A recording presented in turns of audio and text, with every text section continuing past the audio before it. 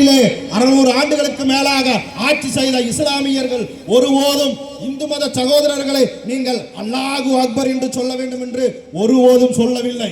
நீங்கள் திருக்குரானை படிக்க வேண்டும், ஹதீஸை படிக்க வேண்டும், நீங்கள் கலிமா சொல்ல வேண்டும் என்று சொல்லி யாரையும் கட்டாயப்படுத்தவில்லை. ஆனால் மாறாக இன்றைக்கு 15 ஆண்டுகளாக ஆட்சி செய்து கொண்டிருக்கக்கூடிய நரேந்திர மோடி, அமித்ஷா, பஜ்ரங் தள், RSS கூட்டமானது இன்றைக்கு ஜெய் ஸ்ரீராம் என்று சொல்லி கட்டாயப்படுத்திக் கொண்டிருக்கிறார்கள். இது எவ்வளவு பெரிய அவல நிலை!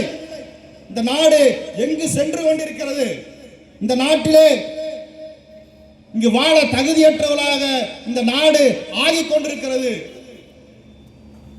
எவ்வளவு பெரிய அவல நிலை! சர்வதேச சமூகம் சிரிக்கின்ற நிலையை ஏற்படுத்தி இருக்கிறார்கள்.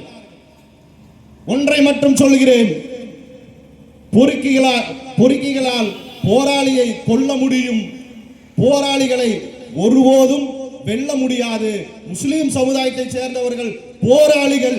நீங்கள் அடிப்பீர்கள் என்று சொன்னால், முஸ்லிம்களோடு ஒரு முஸ்லிமை நீங்கள் அடிப்பீர்கள் என்று சொன்னால், முஸ்லிம்களோடு 1000 முஸ்லிம் அல்லாத இளைஞர்கள் நாங்கள் கரம் கோர்த்து உங்களை கட்டி அணைத்து பாதுகாக்க நாங்கள் தயாராக இருந்து கொண்டிருக்கிறோம்.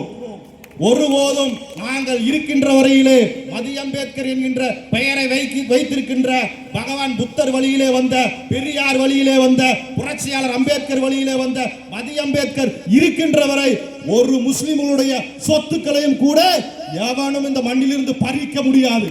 ஒருவேளை பறிப்பீர்கள் என்று சொன்னால், நீங்கள் எப்படி இந்த நாட்டுக்குள்ளே வந்தீர்கள் அந்த வழியாகவே நீங்கள் திருப்பி அனுப்பப்படுவீர்கள் என்பதை இந்த நேரத்தில் அழுத்தமாக சொல்ல கடமைப்பட்டிருக்கிறேன்.